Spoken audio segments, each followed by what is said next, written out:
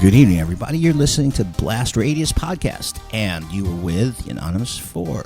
Anonymous, but definitely not oblivious to the social issues at hand. Tonight, we are the Anonymous 3, less the triple OG, because he's still under self-quarantine. And, but to fill in his shoes, we have one of our regular special guests, the AA Battery. Yo. Amen. How's it going? How's it going, brother? Alien daw. Alien. Alien bro. And of course, the Big J is going to be following in just a bit. He's just getting his shit together, and he'll be joining us in just a few minutes. What's up, E? Yes, sir. So, yun. Ito na tayo ulit. Yeah. Bagong episode. We got a new episode, and we're going to be talking about the tape. Yun. The talk of the tape, right? It's not boxing. I think this particular issue or subject is very close to everybody's heart because I believe na lahat tayo nakaranas nito. Diba? Yes, sir. Ito yung tinatawag, this is the proverbial problem of red tape. Right? Bureaucracia.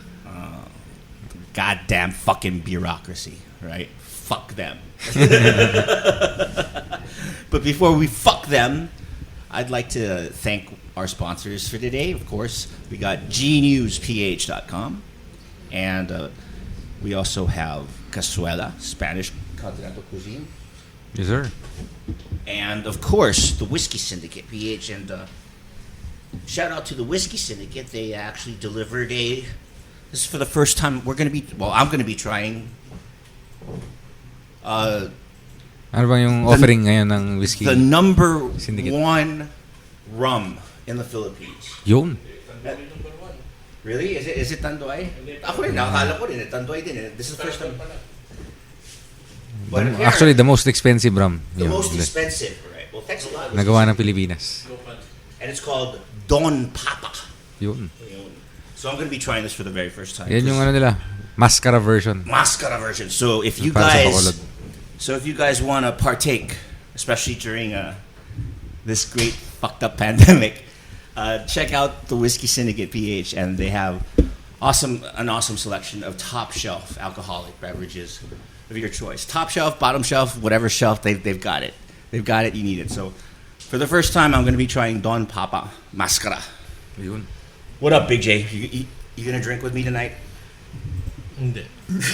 Liar, motherfucker. He's got the bottle in his hand right now. So I'm gonna try it. Yun. Ito na. Nilagok na. Ano? It's fucking smooth. Yun. Si Big J nag-recommend niyan eh. It's fucking smooth. Don Papa na yan. It's awesome. Isa sa mga proud creations daw ng Bacolod. Hindi rin. Ng Negros. Yun. Negros. Hindi. Yung asukal lang galing Negros. Hindi, pero dun ginawa, di ba? Diyan yung parang distillery nila at saka yung mga cask nila. This is good shit. This is really good shit. So you guys should check it out. All you Special edition ng Don Papa. This is a special edition of Don Papa Mascara. Di ba well known to sa ibang bansa? Sa ibang bansa, oo. Kumbaga, competitive kasi tayo sa sa market ng rum. Kasi Tanduay talaga nagpasikat eh. Oo, Tanduay. Nilagay tayo sa mapa ng Tanduay. Hindi, kasi yung rum kasi, para alam nyo lang. Sa mga islands, mga islanders, di ba? Para alam nyo lang yung history ng rum. Yan. Yung rum kasi is a sugarcane-based drink. So, kaya saka mga islands yung mga mahilig dyan, di ba? Hindi, islands, tropical islands. Simply because doon tumutubo yung sugarcane. Ayun. So, kaya nga meron tayong Bacardi, di ba? Yung Bacardi is basically rum from Cuba. Bacardi. Diba? Kasi yung Cuba is also a sugar-producing nation. Ayun. Cuba Libre. Yun. Yung Cuba Libre actually is a drink. It's a mixed drink with Coca-Cola. Yeah, exactly. Isn't that ironic? No, yeah, it's actually kasi naging ano yan, kasi ang reason dyan, yung mga revolutionaries, di ba? Mahilig din sila sa rum eh. Kasi syempre, yun yung drink sa kanila doon, di ba? So, diba basically, yung movie ni Johnny Depp, ano yun? The Rum Diaries ba yan? Hindi ko maalala. Yung Pirates of the Caribbean, panoorin nyo. Parati nilang iniinom rum kasi sa Caribbean. sugar producing yung mga nations doon eh. Yung Caribbean mismo, yung Jamaica, yung mga ganon, yung Costa Rica, yung mga ganyan. Puerto Rico. Yung mga ganon, mga rum producing yan. Kaya maraming rum sa area Latino. na yan. Kasi sabi nila, yung Pilipinas daw yung mga Mexicans ng Asia. Actually, ironically, tingnan nyo, walang rum sa Mexico naman. That's true. Diba? So, sa Caribbean talaga, and the Philippines, doon yung sikat sa rum kasi sugar producing nga. Diba? Sa Pilipinas, yung Tanduay, saan mo makita yung Tanduay? Sa Mexico, tequila, di ba? Tequila naman. Kasi bakit naman tequila yung inumin nila? Sige. Alam bakit? Okay. Alam ko, pero sabihin mo. Siyempre agave, di ba? Yung plant. Agave. Yun yung abundant doon. But a lot of people say that agave is healthier. Yeah, it could be. Do you agree? Meron pa yan yung natikman ko dating tequila, yung may bulate. Nakalimutan ko. May worm. Mezcal. Do you know why they actually put the worm in there? Another fun fact Sige, with bro. tequila? Bro. Alright. Ang dahilan kung bakit may uod dyan ay dahil para i-absorb ang tinatawag na chemical na mescaline. Ayun. Ayun. Ang mescaline daw ay nakakasama daw sa ating katawan. Kaya you're not supposed to eat the worm kasi Dapat, putang na, nag-guess ko na yung worm. So yung alcohol, hindi. Hindi, kasi yung plastic, alcohol worm na lang, slight lang konti. Eh, pag naubos mo na yung tequila, nandun yung worm. Di ba? Pwede mo kainin. Ilang beses kong ginawa yan, nagpasikat ako, kinain ko yung worm. Putang ina, yung pala. Masama pala ito ng puta. The fuck? Kasi yung worm na doon yan, yun doon yung roach eh. Kung sa Yan yung mga pasikat sa mga, sa mga lalaki. Uto, kainin ko to. Tangina nyo, ulo, tres kayo. Mas macho ko sa inyo, gaya mo. Pala putang ina, nilalason mo yung sarili mo. Ganun talaga buhay natin. Kailangan macho ka rin, di ba? Ayun yung kakamacho mo, bigla ka na masustroke in your dating mo sa Go ba, ano bang inaano mo? Sa Haiti din pala, yun. Marami ding rum doon. Ano ba iniinom mo, What's your, whiskey or... Beer karaniwan tayo. Beer, ano bang madalas Ingat ka dyan. By the time you reach like Big J's age, you might suffer from chronic, what do you call that? Red Doors para may tama ka agad. Ayun, Red Horse. Kaya natin to. Ganun ba yun? Red Horse, kaibigan! Hindi ka magkakamali eh. Naniniwala ba kayo na yung Red Horse daw parang may halong gin? May katotohanan ba yun? Sa tingin mo? May tawag dyan eh. Parang may mga urban legend may tawag dyan. Na. Pegasus. Kasi Happy Horse, yung Happy Horse. yung Happy Horse. Yung Happy Horse, totoong bote ng yan. May bote. Pero yung Pegasus, pag hinalo mo yung gin at saka Red Horse, Pegasus na tawag doon dahil lilipad na yung utak mo eh. Meron ako dating Tsaka mapapagastos ka doon sa... Hindi, meron pa dati na alam yung mix na yung pwede ko na emperador hatasaluan mo ng extra Diyos. Paralen. Extra Diyos tapos parang paralen. Parang Ang mga matitindi na mga yung hinahaluan ng Red Bull, siya yun yung... Ayun, nakarating ako. Red Bull tsaka yung Jägermeister. Kasi downer yung Jaeger, di ba? Antok ka, malalasing ka, tapos upper yung Red Bull. Pucha, tindi. At the clubs, that's what they usually do. When I was in Austria, sa Vienna, they're fucking selling Red Bulls. And take a Red Bull, yeah, what's up? And they fucking mix it with all yung mga Europeans, parang Red Bull everything sila eh. Yung sa kanila, yung Red Bull, parang kasi Red Bull kasi sa Austria yung main hub ng Austria. Austria na may-ari bro ng Red Bull. Well, pwede na pero yung Pero masarap ang Red Bull dun, ha? They have like different flavors. Kasi ang alam ko, yung Red Bull is actually a Thai drink, originally. Parang lipovitan yan. So they bought it. So parang siguro, I mean, so. Dun sumikat sa Thailand. I think binili nga siguro ng Austrian or whatever. Pero yun eh. Pero yung Red Bull, yan. Pero, kasi tinan mo, may mga 3 football teams sa Europe na Red Bull. Malaki kasi yung Austrian yung may-ari. Tsaka yung Red Bull ring. Ayun What? Red Bull what? Anong epekto ng Red Bull? Uppers yan eh, uppers. Yung kasi bro, yung Red Bull sa Europeans, kasi dati yung mga office mate ko yung Europeans. Parang kang nag-yosi ng 10 kaha kasabay-sabay. Tapos kape, 10 kape sasabay. Hindi, ang tingin nila sa Red Bull, para sa atin, parang Skyflakes. Yung Red Bull whiskey, Red Bull Coke. Red Bull, ganun sila. So, parang tayo, Skyflakes chicken, so Skyflakes sardinas. Ubiquitous yung Red Bull. Exactly, ubiquitous. Kumbaga, para sa kanila, lahat pwedeng ihalo sa Red Bull. Pati Coke, nahaluan nila ng Red Bull. Ang weird nila. Pero dati tayo, tayo panghalo eh. Ngayon, hahaloan mo pa yung panghalo na. Hindi tayo, ganun din naman tayo. Skyflakes chicken, Skyflakes tuna. Hindi, sa atin lipovitan, saka Yakult. Yakult pinahalo kasi sa atin. Kasi ang totoo niyan, yung Red Bull nga, sabi ko nga, Yakult tsaka soju. Yakult soju. Ganun din sa atin, no? Marami rin tayo nahalo kung ano-ano. Pero yung nga, parang general sa kanya, yung ubiquitous nga, kasi Kung tayo, di ba, yung Skyflakes, kahit ano, pwede, di ba? Yung Sa kanila, pinhalawa Red mo Bull, rin ng ganun din. ano ba yung candy na ilahalaw mo, dudurog mo? Hindi, masarap yung yung candy, stork. Stork, alam mo, dudurog mo yung stork, alam mo sa beer. Hindi ko na kayang gawin yun eh. Nung bata pa siguro pwede, di ba? Tapos, ang kwento naman dyan sa stork na yan, para di daw bumula. Di ba? Ayun. Weird nun eh. Anyways. Anyway. Balik tayo sa seryoso. Balik tayo sa seryoso. Na pag-uusapan natin. Pwede, pero ikaw bro, halo mo yung Red Bull sa tea. Hindi siguro. Oo. Red Bull tea. Oh, Hindi ako nalaman yan. Yakult pwede ba, di ba, sa tea? Ginagawa nila sa milk tea ginagawa yun nila yan eh. Oo. Kasi Skyflakes pwede sa lahat eh. Diba? Di dapat yung Red Bull pwede din sa lahat. Meron din there was this episode that I was watching. It was a series, Cooking with Ganja. Okay. Ayun, pwede mo ihalo lahat ng pagkain. Di ba? Parang gawin ng pulbos. Oo, di ba? Lagay mo sa scrambled eggs. Ganun. Gawa ng omelette, gawa ka ng ano. Parang vetchin. Pwede mo ihalo sa kahit ano. Exactly. Yun. Pero yung Red Bull pwede, Skyflakes hindi. Kasi yung Red Bull pwede mong ibuhos kung saan-saan, di ba? Tsaka inumin. Kaya ako nasabi na mas maganda yung vetchin at Red Bull. Kasi yung vetchin, pwede mo rin ihalo kahit saan eh. Ayun. Sa US, anong ginagawa nila ngayon? Monster energy drink. That's pretty strong. That's actually pretty strong. Try mo na ba? Pero yung I've tried Monsters. They sell it at Mini Stop for like $119. Tama. Sorry, yung Solid, Monster solid, pero solid. yung Monster sa kanila hindi siya drink everything eh, 'di ba? Parang energy drink lang talaga. Yeah. 'Di ba? Yun. So, yun. Punta tayo sa seryosong topic natin ngayon na nakakaasar para sa marami. At meron tayo talagang magre-report si AA tsaka si Big H tungkol sa kanilang mga eksperyensya lately ha. Yeah. Anong nangyayari sa mga hospital, sa mga government offices dahil nga sa pandemya. At siguro yung naturally na rin na red tape ng bansa natin na matagal ng sistema natin, di ba? Yun. So, Do you wanna start it off? ano bang mga nangyayari ngayon sa natin? Sa mga government offices, agencies? Because you've been Bakit charged. mabagal? Bakit ba mabagal? Kasi nagtuturuan sila eh. Pareha nung kahapon pagpunta ko dun sa pwede na ba PhilHealth? Sa PhilHealth, 3 yung counter dun. Tapos ngayon, 2 lang ang naka-duty.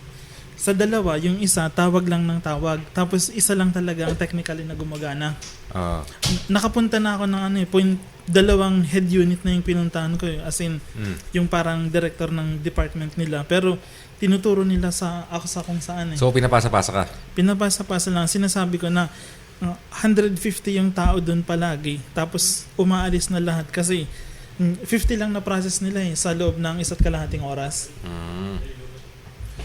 So, Walang talagang sobrang bagal. Buti ka na siyam-siyam. Walang supervisor na halimbawa parang sa bangko pag nakita na queuing, Para silang headless chickens cut. pwede nila mag-assign doon ng 3 o sabihin yung isa na tawag ng 1 oras na parang sinisiksik niya lang yung mga tao. So, kung dati mabagal na, mas bumagal ngayon dahil sa pandemya? O ganun pa rin? Excuse na tong pandemya na to. Mas mabagal noon. Ngayon, kaya sila kahit Yan ang paano experience natutuwa. Kasi mas, at least gumagana na ngayon. Kasi noon, kung baga, halos walang counter talaga yung nagagana. Yung 2, pareho yun magtatawag. Tapos yung isa absent. Ngayon, at least gumagalaw. So ngayon, mas mabuti pa ngayong pandemya? Mas pinabilis mo yung proseso?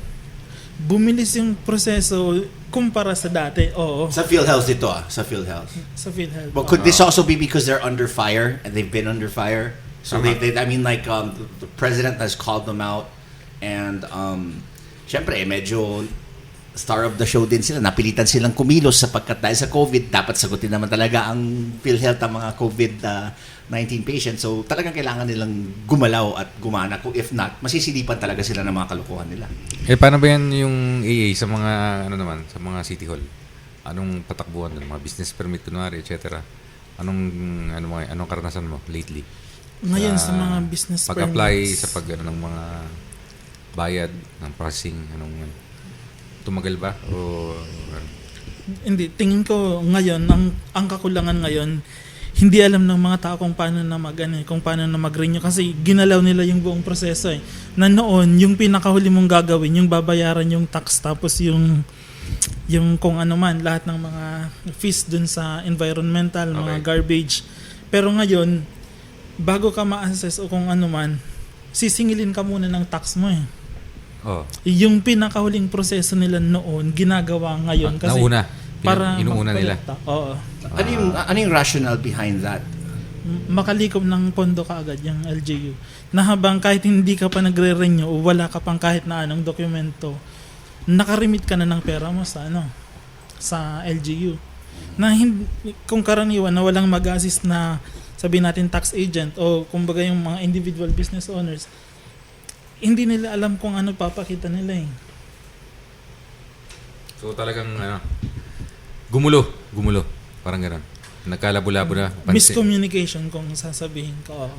Okay. So this has always been the problem since time immemorial. The failure in communication, the failure to properly explain the processes of the state to the ordinary Filipino, right? Yes, sir. Ang kon dyan, meron din tayong batas para dyan eh. Diba? Meron tayong tinatawag na people's it seems, I'm sorry, I'm just really not in the zone right now because I just came also from DSWD. But the thing is,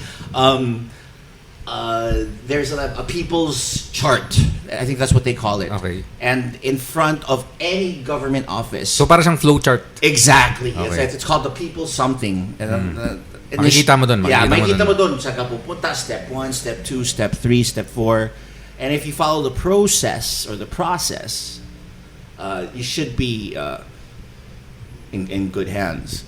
But for some reason, I don't know. It's just so messed up. I mean, like, for example, like, diba, kumuha ka, salamat pala at tinulungan mo yung pagkuha ng isang PhilHealth, yung pag-update, right? Binayaran mo yung ano. So, nakuha na natin yung ID. Nandiyan na yung official receipt. Ibig sabihin, you're an updated, fully paid PhilHealth member. You fucking submit this to the hospital, and they still want to ask for another document from you. They're still gonna ask, like, asan po yung MDR? What the fuck is an MDR? Apparently, this is what they call a membership data record, all right? And if you look at the membership data record, right, it has pretty much the same fucking information that you would find on your goddamn fucking ID. So what's the use of an ID? So may redundancy na nangyari. Exactly. And then they won't fucking process anything unless you have an MDR apparently. So what the fuck? You might as well not get an ID. Just bring your MDR. I don't see the logic behind that. It's messed up. It's redundant. I mean, it wastes your time. It's a waste of paper. I mean, what the fuck is going on, man? I mean, it's crazy. Like, okay, sige, go ahead. I'm sorry.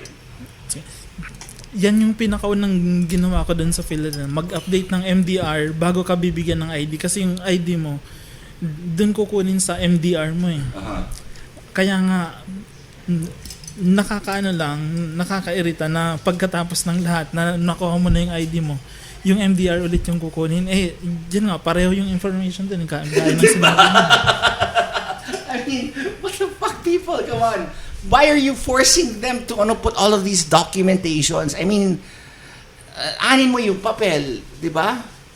And to think na diniregulate na yan, yung mga processes na yan, streamline na. Na-streamline na siya? Oh, na-streamline na? Streamline na yan, ang process na yan, pero ganun pa rin. May bago ngayon, kaya pala nagkumuha ng bagong department, di ba? May pinirman si tatay, yung streamlining. They're gonna create a new department and it's called the Department of Streamlining, and they're gonna be handling the streamlining of all government processes. Ganun ba yan? Oo, tapos baka yung streamlining masyadong matagal din eh. Baka yung streamlining kukuha din ng department na mag-streamline ng streamlining. Kaya nga tinatawag sa gobyerno kung nakapag-experience ka na magtrabaho doon, tinatawag nilang streamlining. Tapos rationalization, di ba? So, yung ganyan. Meron kang 6 months to rationalize para bigyan ng saysay ang iyong pagkakabuo. Pero yung 6 months na yan, umabot yan ng 2 taon. Sa totoo lang. Ganyan yung sistema ng Bro, you remember like the fucking guidelines that you have to fucking come up with, right? For every law. Kasi sa ating mga nakikinig ngayon, para isa-isang batas, hindi porket batas na siya, gagana na. Matik na yun. Hindi po totoo yun. Meron yung tinatawag na IRR na tinatawag. Ito yung, this is the fucked up part. So yan yung parang sa executive, sa execution, di ba? Exactly. Na ginagawa nila. Implementing rules and regulations para para may guidance yung mga taong nasa gobyerno kung paano nila i-execute yung batas na ginawa. So, ibig sabihin, pag ginawa ng Congress yan na batas, hindi kaagad yan mag-i-implement until merong internal rules and regulations. Parang ganun. Meron lang dapat 6 months din or 90 days pala. It's not 6 months, 90 days. You're given 90 days. Nang kinauukulan na ahensya ng gobyerno. To come up with an IRR. It's pretty straightforward, pretty simple. Kasi nandun na dapat sa batas lahat yan eh. And then yung mga minor details lang ang hinahandle ng IRR. Like for example, sino uunahin or whatever. Yung mga simple processes may tinatawag dyan na na minsan, ang ginagawa ng IRR, it changes the entire law. Yes, sir. Ito illegal ito. This is illegal, but apparently... may tanong ako. Kung gagawa ng batas, hindi mo na samahan ng IRR? Shouldn't that be... Well, there is a rationale also behind that. It's too bad that the Triple OG or none of our special guest legal luminaries are here to actually answer that correctly. But the rationale behind that is the best people to properly implement a law would be the agency itself. So they need guidance from these implementers or the executive branch. Hindi. How to be more efficient. Bago ka gumawa ng batas, kinonsulta mo na sila. Actually, they are already consulted. So ba't mo pa kailangan gagawa ng IRR ulit? Or it could have been done simultaneously, right? Yan ang ibig sabihin. Yun nga, kaya pwede natin pag-usapan din yun kung paano natin susolusyonan yung mga ganong kasimpleng problema. Ito yung dahilan ngayon. Ito yung dahilan ngayon kung bakit yung the second ayuda, what do you call this? The Bayanihan Law. They were discussing this just this morning, all right? Apparently, all of the health workers, all of the unions, all of the organizations, they have already appealed to President Duterte because up to now they still haven't received their compensation as a frontliners. Right? Yung mga pulis na kaibigan natin, ganoon din daw. Hindi pa rin nila natatanggap yung parang bonus nila. Hindi naman bonus, parang tawag doon, yung risk something. Parang hazard pay. Parang hazard pay. Siyempre sila yung mga nandun sa, they're placed in danger, so they deserve a higher rate. Pinakakuhan sila ng hazard pay na hanggang ngayon hindi pa raw nila nakukuha. Wala, ganun din ang mga talaga, hindi pa rin pala mga pulis, wala pa rin sila. Wala rin. Isa na problema natin siguro dun sa pagpamamahagi ng ayuda ay hindi updated yung master list ng mga barangay. Diba? Na dapat ginawa na nila nung bago pa lang, nung introduce pa lang yung law, nung alam na nila na maglalabas sila ng pera, dapat nag-census na sila nun, di ba? I think isa rin problema sa... Our census is done every Parang... Hindi, ang solusyon dyan actually is ID system lang. Ayun, yun ang ginagawa ng national ID system na para ma-determine, alam nila kung saan yung location ng barangay. Kaya, I think lahat tayo dapat alam mo yan, although may privacy concerns, importante rin na siyempre kung gusto niyo tumanggap ng mga ibibigay ng gobyerno sa inyo na subsidy or welfare. Pero kung citizen ka na isang bansa, hindi na masyadong importante siguro yung privacy na yan, di ba? Kasi parang may passport ka lang din naman yan eh. Anong difference nun? Yun, exactly. Di ba? So yun. Pero yun nga, sa iba na medyo ayaw nilang ma-expose yung data nila. Di ba? Kasi alam mo naman yung gobyerno baka ma-hack bigla, di ba?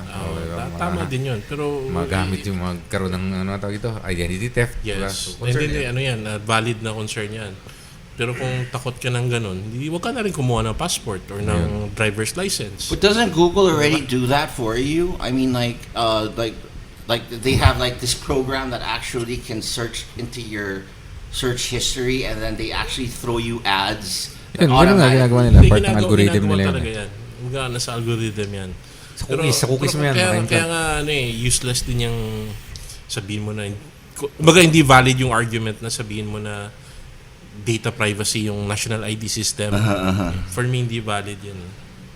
So, paano yung sinasabi ng producer natin na isa sa mga concerns niya na pinupost sa Facebook yung master list ng mga nakatanggap ng ayuda? nakalagay doon yung address tsaka pangalan mo. Okay lang ba yun sa'yo? Hindi naman yata yung address ang nakalagay. Isn't it like basically the full name and the barangay that they're Actually, situated in? ang mali para sa akin doon, bakit mo ipopost sa social media?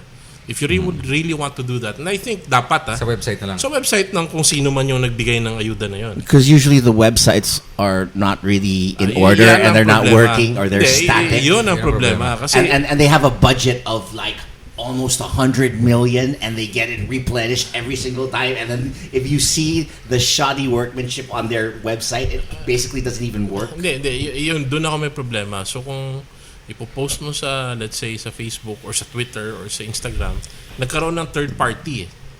'Di ba? So medyo doon ako nag-agree na kasi ang Medyo concerning. yes, kasi yung data na yan naging searchable na sa lahat ng kahit walang pakialam. 'Di ba?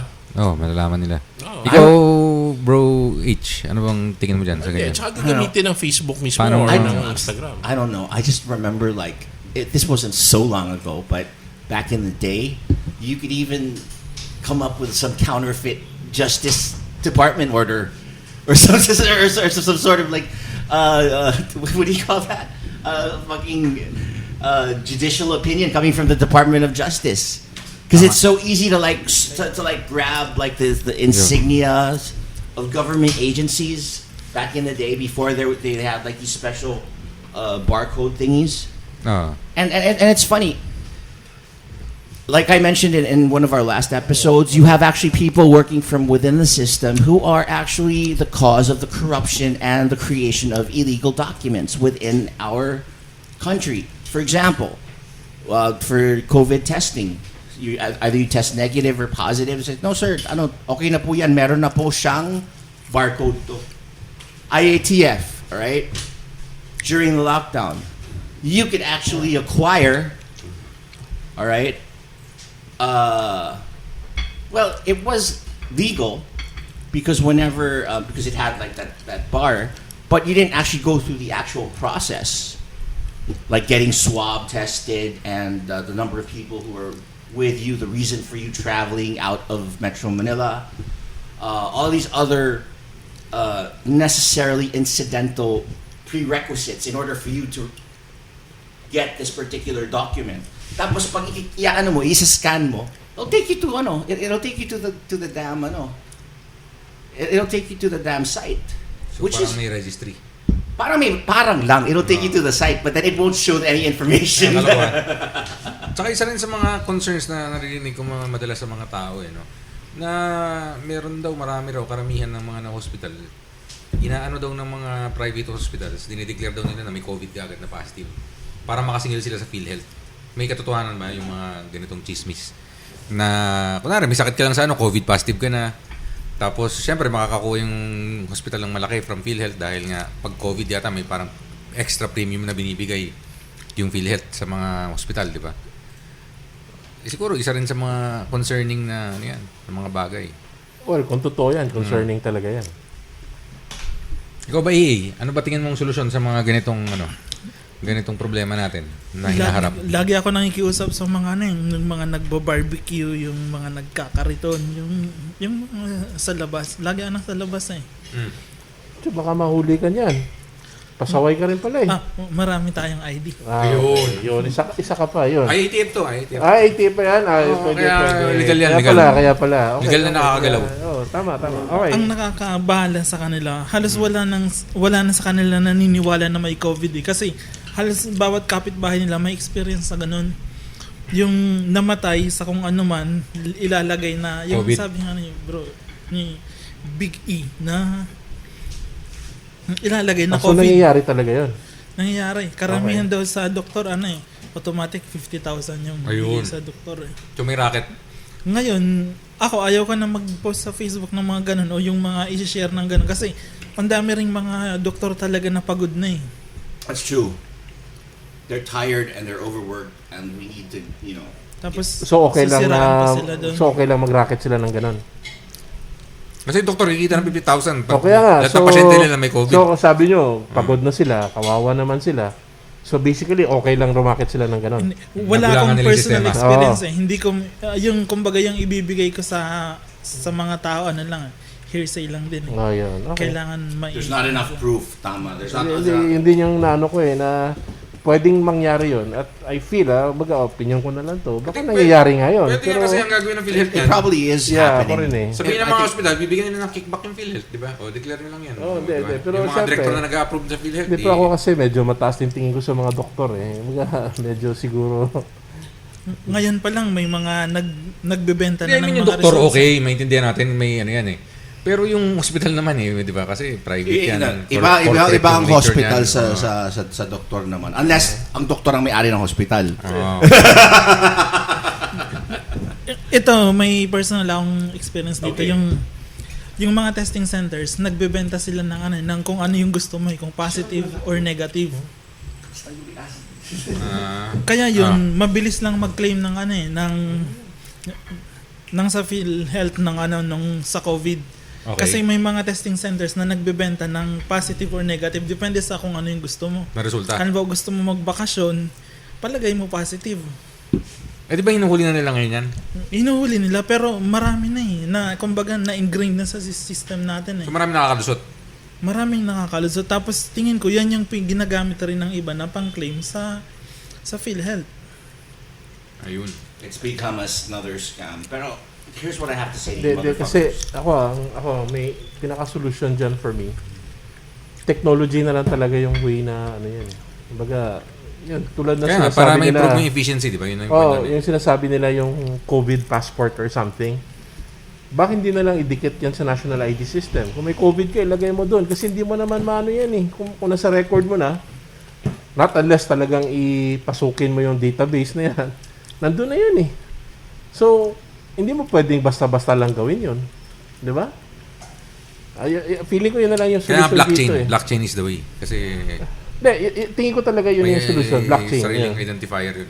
Kasi hindi mo na maano na kumbaga yung So health blockchain record. is really the only technology available as of date that will prevent shit like this from happening. Ako rin kasi hindi mo talaga Kasi virtually unhackable yung blockchain. Kumbaga, pwede mong i-hack yun. Pero kung Magkano naman mag-aksaya ka ito? ng oras How sa... much is this? Saka pera. Di ba? How much is yung this? blockchain, mura lang yun. Technology and bro. Maganda So, yan. may kakusapin mo Tsaka lang yung may mga existing developers. na yan eh. May existing na eh. Kumbaga, ang daming blockchain, di ba? I-ride mo lang yan sa existing na blockchain eh. Kaya Wala pa tayong yung tawag niyan, Filipino. sidechain. Hindi, gagawa ka lang ng sidechain tawag nila dyan. Kasi chain siya. Tapos meron ka sidechain. Galing kasi kay Brother E, akala ko side chick. Kaya wala ko lang sa mga side chick na yan. Maganda yan na sinasabi mo Big J. Pero yung pinag-usapan natin dito, yung red tape, na hindi natin nasusolusyonan eh. Halimbawa, sa ID mo, nilagay na positive ka, sobrang bagal natin mag-process. Baka mamaya 2 months na positive ka pa rin. Hindi. Yung nga bro, yung ano eh. Yung kinagandahan ng blockchain eh. So, bigyan kita ng example. Kung yung health mo nasa blockchain, pag sinabing positive ka, whether it's true or not, nandun na yun sa record mo, hindi na maaalis yun. Diba? So, supposedly, It's like kung buhay ka dental pa records after... in the States. Correct. Pag bumalik ka, negative ka, bumalik ka na input negative lang ka, doon sa input lang doon na negative. Or even if hindi ka pa bumalik, May scan lang yung at saka ano mo. buhay ka pa. Scan lang yung barcode mo or yung, ano ka tawag dito, yung pinapakita natin. Yung box. QR code. Yun. Or even if hindi ka magpakita, let's say after a month, I'm sure gumaling ka kung buhay ka pa, di ba? Di ba? Kung may COVID ka, nabuhay ka pa after a month. Sure ako na nawala na yung COVID doon. Tama ba yung assumption na yan? Hindi ko sure, hindi naman ako doktor eh. Pero yun yung assumption. So pwedeng at the 10th month, kung buhay ka pa, wala ka ng COVID. So hindi ko na pwede magpanggap na kung ano-ano pa na benefits. Kasi nandun na eh. Hindi mo pwedeng immutable nga eh. Yun yung term nila eh. Immutable. So, paano yung ano ngayon sa mga negosyo? Kunwari magbubukas ako ng negosyo sa mga panahon ngayon, mabilis ba? Ilang araw? Kasi meron tayo siyempre mga kaibigan na nakikinig natin, no? Na siyempre gusto rin magnegosyo dahil walang pinagkakakitaan. Ano bang tingin mo? Gaano kabilis bago ka magkanegosyo? Kung magbubukas ka? Napakabilis na ngayon mag-register sana. Yung new business to hindi to yung renewal. Napakabilis na ngayon. Siguro sa loob ng 7 araw, may ka na, registered ka na. Tapos pagkalipas ng 2 linggo, meron ka ng mayor's permit. Ayun. Yung problema dito ngayon, hindi naman pagbubukas eh. Kasi ang dami ngayong nalulugi ng mga negosyo. Sobrang bagal ngayon magsara ng businesses na noon bago pa ng COVID, halos inaabot ng 7 buwan eh. Ngayon baka wala na, hindi na ma-close yung business mo eh, kahit lugi ka na eh. Because it costs money. Kasi even to close down a business, sa mga nakikinig, may babayaran ka pa dun eh. Yung mga winding down efforts, right? Yung mga ganun ang sinasabi mo. Oo. Kailangan klarado na lahat ng mga taxes mo. Empleyado mo. Na-clear ka na sa bayad sa mga benefits ng mga empleyado mo, di ba? Na kapag wala ka ng utang, gano'n. Oh, lalo na yan, yung utang na yan, yung mga external. Kailangan accounted din yan. Kaya mas mahirap pa magsara ng negosyo kaysa magbukas ngayon. Mas madali siguro dahil sabi mo wala ka ng pambayad, sara mo na lang. Oo nga, pero I mean yung mga paperworks na parang i-declare kang officially closed. Oo, yung napakahirap ngayon, yung magsara ng business. Yung napakadali ngayon, yung pagbubukas ng business. Pabukas lang sila ng pabukas eh, pero pag nagsasara, pahirapan na talaga yun. So sa mga nakikinig natin lagyan ng tandaan nyo, sinabi na po ni AA. Kasi si AA, expert to sa pag-process ng Pag-process. mga He knows dokumento. he knows the ins and outs of getting licenses done or getting shit. Yun nga lang, pag may dumaan ng mga chika babes medyo napapatingin sa kaliwa at saka sa kanan. Nawawala yung focus eh. Side chain nga eh. Side chain yun, side chain. Ay, no. So, yes, solutions. Anong mga tingin nyo na pwedeng solusyon sa nararanasan nating red tape? Tsaka proposals na pwedeng gawin. Ako yung proposal talaga, blockchain talaga. Pero kung may gusto kang regulation na gawin ng gobyerno para sa'yo na para ma-deregulate o mapadali ang pagtakbo ng buhay natin, ano sa tingin mo? Ano yung top 3 mo na pwedeng proposal mo na para umokay yung natin? Makatulong man lang na ma-ease yung kung ano yung mga madalas na problema ng mga Pilipino. Pwedeng lesser taxes, pwedeng ano tingin mong dapat, top 3 mo na tingin mong dapat bigyan ng prioridad ng gobyerno para dumali yung buhay natin. Kasi wala kasing immediate na solution for me eh. Kasi for example, babaan mo yung tax. Ang result naman nun, wala ka namang naman yung pang-tayo mo ng pang-maintain na infrastructure. Marami kasing results yan pag binabaan mo yung tax. So, mangyari yan, babawiin mo rin somewhere. Like, mangungutang ka, which is a much more burden sa tao. For me, walang pinaka short-term solution. Hindi sa mga specific na, kunwari, mga... bigay ako ng example. Alright, for businesses. This is for industries. For isang kinabuburat ko, yung sa registration ng kotse. Bakit kailangan ko yearly mag-register ng kotse? Akala ko ba 3 years na yan? 5 years na. 5 years na yata. Di ba? O yearly na? Alam ko 3 years. 3 years na. Pero bakit hindi na lang isang registry? Tsaka na lang mag-update ng registration. Pag binenta mo, magpapalit ka ng color ng sakyan mo. Di ba? Bakit kailangan every 3 years magbabayad ako na parang tax yan ang ginagawa mo sa akin eh. Magbabayad ako ng 12,000, 15,000 every 3 years. Dati every year nagbabayad ako ng ganun. Ako diba? sa tingin ko ginawa nila happy compromise. Pero kung ako tanongin every 5 years na mag-register ng kotse. Kasi pag gano'n na nangyari, nalugi na yung negosyo namin dati. Hindi, kasi every 5 years kasi. Kaya kasi may nakikinabang, di ba? Hindi, tama yun. Kasi ang 5 years, which is I think yun naman yung gusto nila mangyari. Sa Marami lang lisensya kumukontra. Sa lisensya. Hindi, even sa registry ng kotse. Kasi ako, for me, pagka... Yung passport nga ngayon, 10 years na yun, diba? tama din yun. Oo. Which is yun yung I think nag-i-improve naman yung mga ganong situation yung sa atin. lisensya, yearly. Hindi na. 3 Hindi years na ba? na yata, oo. Kasi ang reason naman dyan sa kotse, siguro tama din kasi after 5 years, malay mo, bago na yung technology. Diba? Malay mo yung kotse mo, vintage na yun. Diba? So, kailangan i-test mga ganun. Most cars actually only have a lifespan of 5 years. Oh, yun, diba? precisely. Feeling ko ganun Like, paano ba yung kotse mo, gas-guzzler pa rin. Ayun, so yun ang inaano natin. I think tama yung 5 years kung ako lang Sa masusunod. pag-streamline ng system. Ikaw, anong proposal mo? Natingin mo makakatulong sa gobyerno natin? Hindi ba na yan? Na solusyon? Sa road users tax yan. Para makakolekta sila sa pagpapagawa ng ginigiba nila lagi na mga kalsada. Hindi, yun, yung kung gusto mo talagang short-term solution na yung sinasabi ni AA battery. Yun, pagka nag-construct ka ng daan at nasira within 1 year, ulitin mo kung sino yung contractor, ulitin mo ng libre. Dapat ganun. Nasa batas. Di ba? Yung nasa batas, sundin na lang yun. Kasi na naman talaga sa batas eh. Ganun ba Oo, talaga? dapat. If there was something wrong, meron parang tinatawag na bond, contractor's bond na pina-filean. Ayun, sige, sundin na lang yung batas. Yung ganun. Yan ang problema natin tama. Maganda yung batas, pero... Ang ganda ng batas natin. We actually have the best written laws. People from the Netherlands, people from Germany, they actually come over to the Philippines and study our laws. Kasi nga, masyado tayong sweetik na tao na yung mga na we always find a way or a workaround for a particular thing na parang, so our lawmakers, you know, we gotta give them props.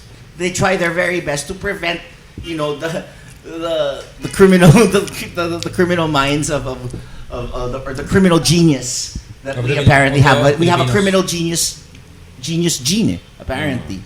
Masyado tayong maabilidad eh. That's one of our that's one of our traits. Okay, so kung gano'n, Mahirap gawa ng short-term solution. Di ba? So, medium term siguro pwede, and to long term. Kasi parang ingrained na eh. Kung ano nagsabi, di ba? Maganda naman yung batas, hindi lang ma-implement. And sometimes it's also the people behind the implementing office. Sometimes they've developed a certain attitude or a certain... Sa pag-implement. So regardless kung anong reason, sa pag-implement talaga. It's also a human problem. It's like there's a human resource problem, and also the way it's being implemented. Saka ego problem din pagdating sa mga government natin. Fuck, that is so true. Na pagdating mo sa isang level ng managerial, middle manager ka ng isang agency or whatever. Oh man, Parang kailangan bigay-pugay sa'yo lahat ng tao. Parang gano'n. Di ba? Ang laki ng complex. Ang laki ng complex. Sobra. Hindi, kaya nga, for me, Pati mga congressman natin, tingin natin, parang mga Diyos o Hindi, kaya nga, may aring niya na eh. Para mawala yung ganun. Mga landlords na ano. And not all of them are that smart. I mean, you have a few brilliant ones, but not all of them. Hindi, kaya for me, yung solution dyan is really technology na talaga.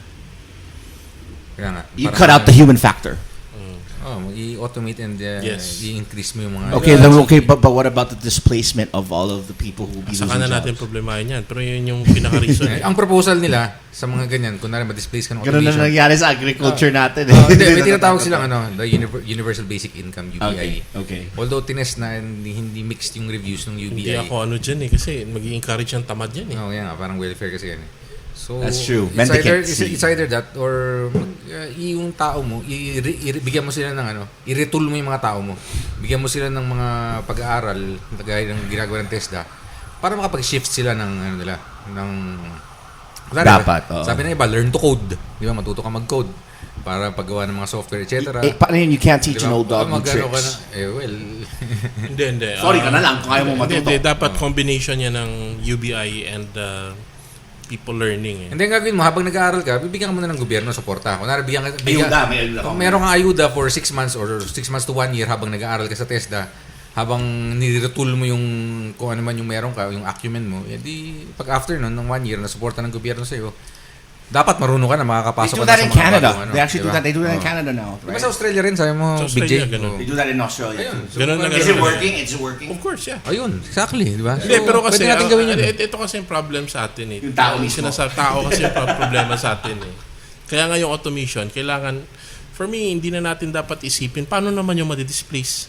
Kasi unang-una, kung ganito yung current status natin, ang dami na na-displace eh. I mean, gito, kung dinisplace ka, siyempre may obligasyon yung kumpanya mo na bigyan ka ng di ba?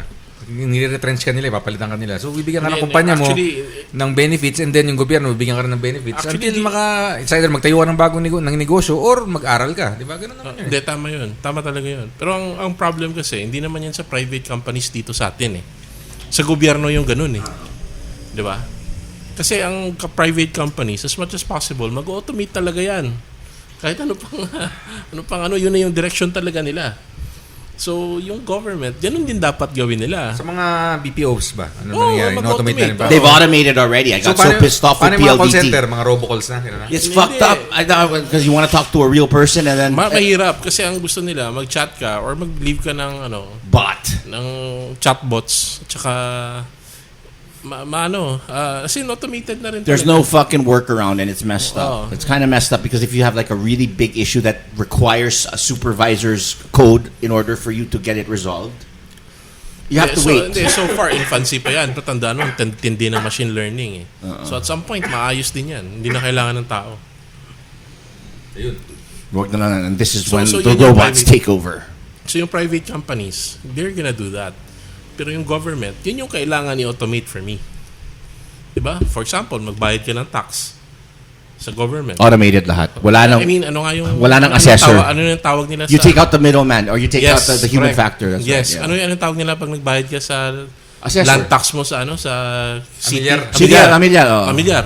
Sulat mo lang dun yung ano mo. Yung kalaki yung lupa mo, saan ka nakatira. If you're doing this because it's a math problem if you Correct. think about it, right? Diba? It doesn't require a human, Yes. sense of Correct. compassion or whatever. It's a math problem. Oh. You don't need a fucking compassion part. Wala na magsasabi na. Hindi, sir, yung compassion, pwede mong yan pagdating sa mga penalties and fines, di ba? Yun na lang. Sa penalties Hindi and mo kailangan ng fines. compassion. Now, if there was a reason why like he was late, maybe that would be the only time na pwede. Ang problema naman yan, gagawin ng Pinoy, puro late lahat yan. Diba? Hindi, yun ang yung time na pwede kang kumausap ng tao.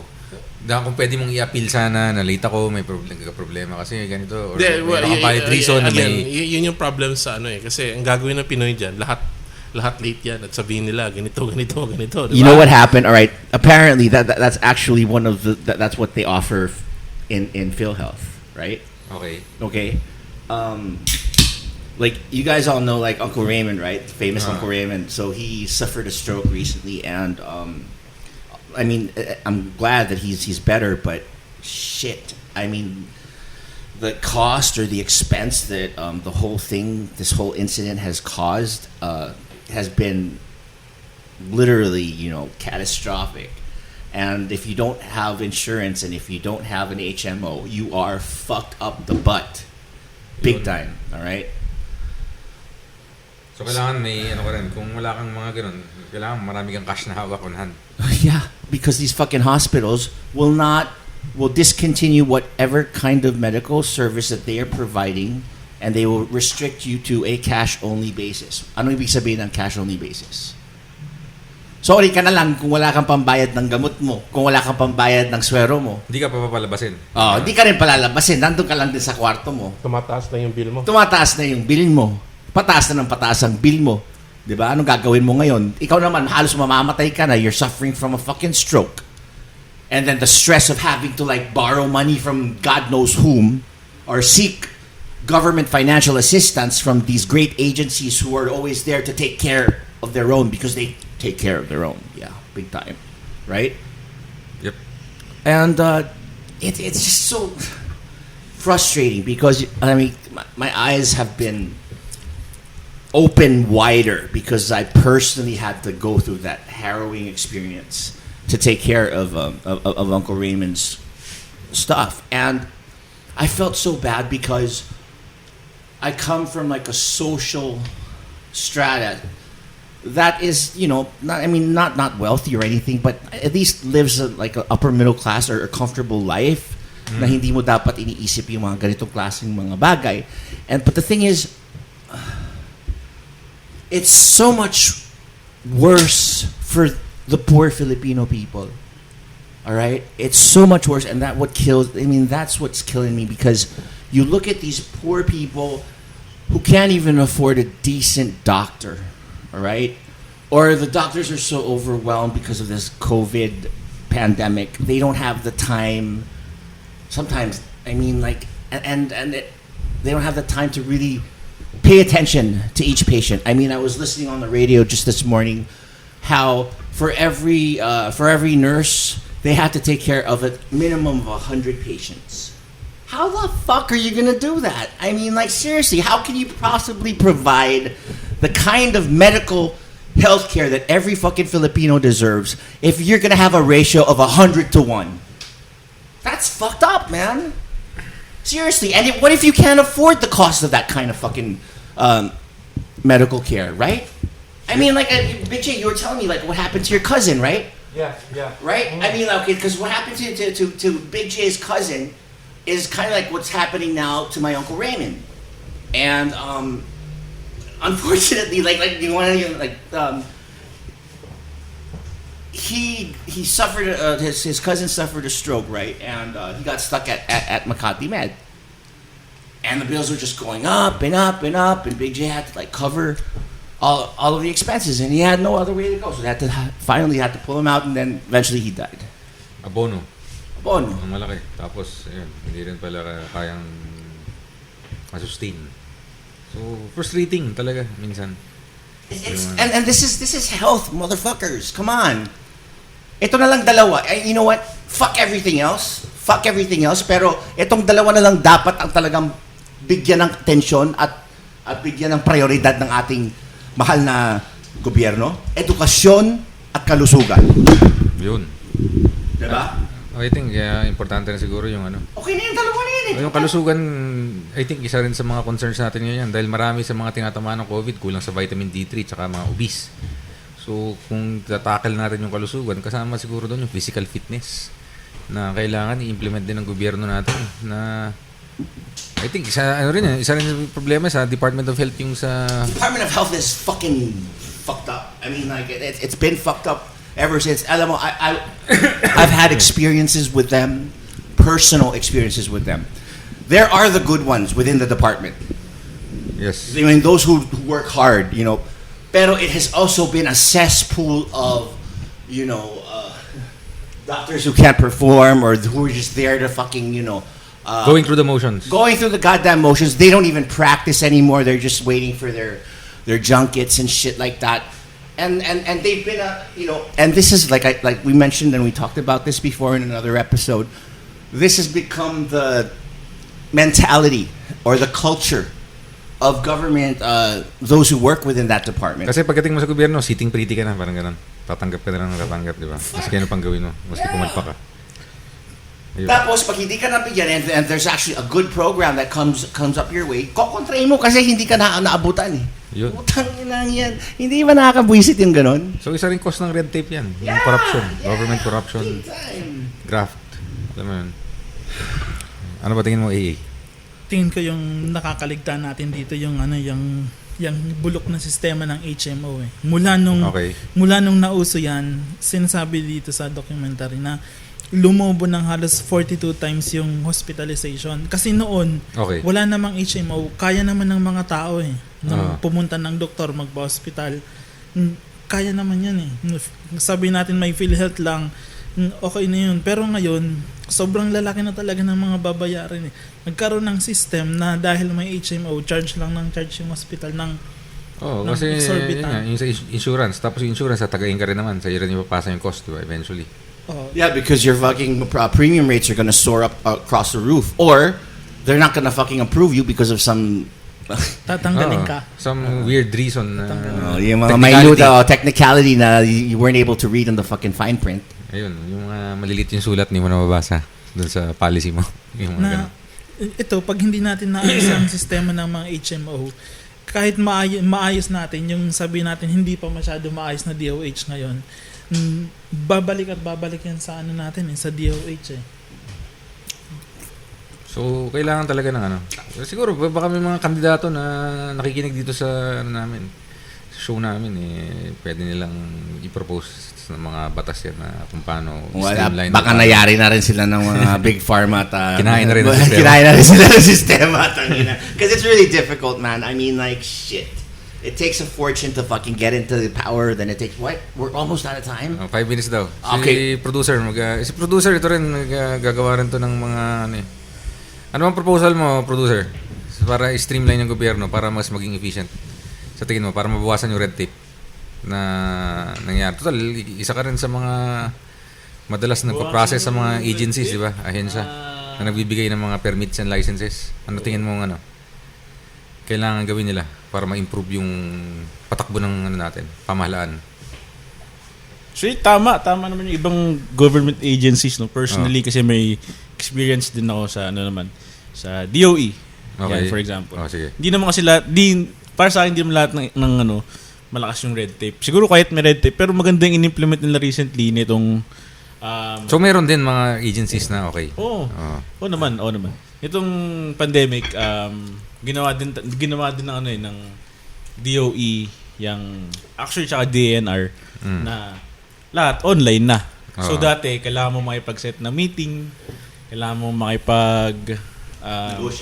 negotiate or whatever for just for that meeting para maipasa. Ngayon hindi na kasi online na lahat. Yun yung isang nagbago na maganda para ma-streamline yung mga processes. Hindi na tumatagal kasi ayaw din naman nila talaga yung ganun.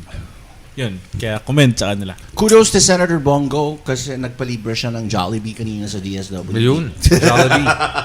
Alam mo si Senator Bongo, talagang pumuputok yung pangalan As in, malakas siya sa media, malakas siya sa mga government offices.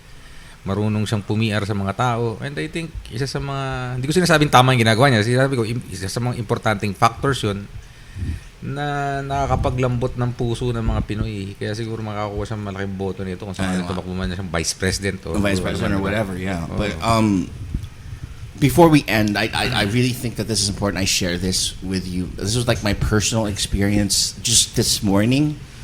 I was at DSWD and I was asking for financial assistance for Uncle Raymond, right? And I finally got all of the documents together, and there's like a whole bunch of shit that you got to get together. I had to go back like 3 times. This was the 3rd time I went back.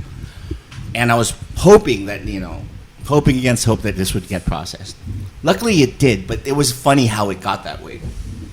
So I was there, then I went there, I met with this particular person who was endorsed. I was actually endorsed, all right? So, and I could see all of these other people, like 400 other people with the same fucking problem, all right? In line, waiting for days on, because I went through that line. Okay. And then when they found out that I was online, I got a phone call. Okay. And then, look for this person. Thank God that happened, because if that didn't fucking happen, I'd still be fucking in line. And here's the thing. I was just like dressed as any normal person, like any other normal person, right? So and I would call the person's office to make sure that I would get in touch, because just like what you said about PhilHealth, nagtuturuan, ganun din ang nangyari. I witnessed the exact same thing down at DSWD. But I could see this other person who was endorsed to me from the office of Senator Pacquiao. Okay. All right. I was endorsed from the office of Senator Pacquiao, and that person I was looking for was busy talking to like 300 people, giving a speech about how these are the type of people that the DSWD helps out. Yung mga indigent, right? Yan yung mga mahihirap na tao, di ba? Iba yung indigent sa indigenous. Yung indigenous yung mga ibra, di ba? Meron yung mga those with persons with disability, right? Meron na yung tinatawag na POWTF. Yun. People without financial capacity. Wait, right. POWTC. FC. So, POWFC. Something like that, right? So these people, ito yung mga dating mayaman, naubusan na yung yaman, yung mga wala nang kakayahan talaga para humingi ng tulong. Tapos, you have to understand, ang gobyerno, they are responsible hindi lang para lang sa mahirap. Dapat binibigyan ng priority. Pero, hindi porkit hindi ka mahirap, hindi ka rin nangangailangan. Example. Okay. Okay? Ikaw ay isang professional. Engineer ka. Nagkataon, meron kang 5 anak na pinapaaral. Kumikita ka ng kamon lang 50,000 a month. Okay? Kung tisipin mo, may kaya ka naman, yung mga expenses mo na napakalaki. Diba? Na you cannot afford yung mga pagdating ng isang krisis na bigla ka lang tinamaan na hindi kasama sa binabudgetan mo. Okay? Kasi syempre, napupunta yan sa panggastos ng mga ibang pangangailangan mo. Pagpapara sa mga anak mo, pagbabayad ng mga buwis, pagbabayad ng whatever, kuryente, tubig, yung mga ganun-ganun. At pag tinamaan, kunyari, ang isa sa mga pamilya mo ng grabing sakit na hindi mo naman expected, anong gagawin ng pobreng tao? Wala na siyang pambayad. Wala na siyang pag-iipunan. These are ordinary people, yung mga middle class lang. Yun. Na hindi rin kayang magbayad sa laki ng gastos ng mga hospital. What are you gonna do about them? Di nagpunta ako. Finally, na process. Mistakes. And the hospital, there's gotta be something going on between them, because I looked at yung outstanding bill namin. I even received a text. Sir, this is to remind you. Let me read it. Okay. All right? Fuck. Because it really pissed me off. Because pagkatapos yan, close na natin. Yeah. Kasi time na rin tayo. But they're saying like, this is to inform you that your bill now is 90,000 pesos, blah, blah, blah, blah, blah. Okay. Please get in touch with this or that so that you can sell this amount as soon as possible. But then when I submitted the documents for DSWD to ask for financial aid, it suddenly ballooned to 144,000. What the hell? So nagkabukol ka agad. Yeah. But then when I was talking to the fucking social worker at the hospital, because at first we weren't in for like, we weren't in as an indigent, you know. I came in and then like, because Uncle Raymond's son like he's part of the U.S. Air Force, so he was helping out. But it's just that the expenses have become so, you know, out of control that no family can actually handle it. So napilitan kami humingi ng tulong.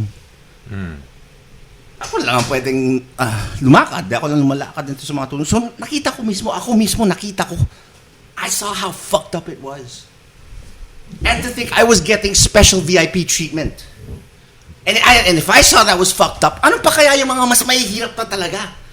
So that's gotta be fucking insane. And that's what's fucking pissing me off because puta kawawa talaga yung mga kababayan natin. Yun. Yung mga walang kakilala. Oh, ako lang may kakilala na eh. So, Nahirapan pa ako sa lagay na yan. Baka naman relative yung hirap na yan. Baka normal lang yan. Ha? Baka normal lang yan dahil gano'n? Yun yung fear, yun yung you call this, yun yung sad truth eh. Nagiging normal na yung ganun eh. Di ba? normal na yung mahirapan ka yun, sa parang sistema. gano'n. Yun yung ibig sabihin. Kumbaga, supposedly dapat, not necessarily, siguro kahit pa paano mahirapan ka rin, pero hindi ka magsasuffer dapat. Pero dahil sa lahat nagsasuffer, parang naging normal na yung ganun. Kaya magiging tolerable naging na. tolerable na. Yeah, So dahil naging tolerable na, hindi natin ino-hold accountable yung mga dapat i-hold accountable. That is very diba? true. That's so true. So I agree with you 100%. Ako, ganyan na yung pananaw ko. Kasi, ganyan talaga. Wala na tayong magkakawa eh. Di ba? Ganyan talaga eh. Parang ganun na lang. Yan, yun yung nagiging solusyon. Yung tipong, hindi naman solusyon. Yun yung nagiging reaction, kumbaga, na tipong, wala, di baga, mag-suffer na lang tayo. Let's just do with this shit. Kasi yun na yun eh. Wala kang magagawa. Tanggapin na lang natin. Ganito yung sistema. Parang ganun. Oo. Just take it. Take it up the ass and there's nothing you can do about it. So yun, kailangan mga kabataan natin na nakikinig, di ba? Maghanap kayo ng mga solusyon. Sigurado meron yan. Maiisip kayo. Lalo na advance yung ano nyo. Tsaka huwag kayo magkakasakit. Knowledge nyo sa pagdating sa mga computers. Gastos. Di ba?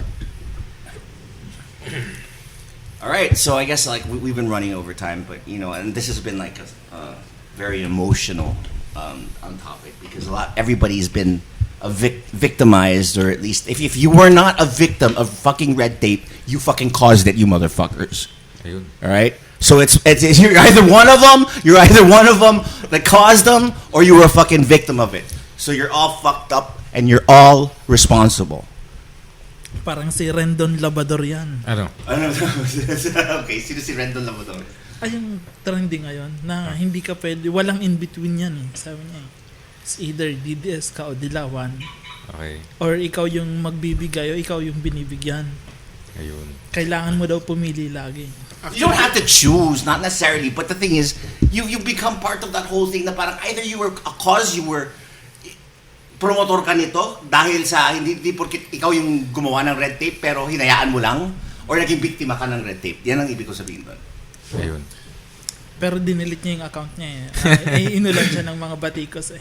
Bakit? Siguro hindi niya na ipaliwanag kagaya ng pagpaliwanag mo. Ayun. Naman kasi, there's there are no absolutes. Kasi may level of intelligence kasi. Kailangan yung baka yung binabanggit mo, tanga yun eh. Wala tayong magagawa. Hindi lang niya siguro ma-elucidate yung malamang tanga yun. Kasi minsan kasi nasa utak mo na eh. Pero paglabas sa bunganga mo, medyo It comes out all wrong. Kasi if you deal with absolutes talaga. Yan ang problema. Pero you're a fucking Sith. Yeah. Only the Sith deals with absolutes. Tanga ka. Kumbaga, bogs level na yun.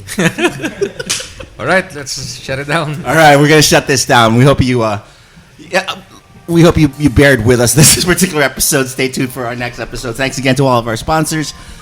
And please like, subscribe and share. We are Blast Radius Podcast. Signing off.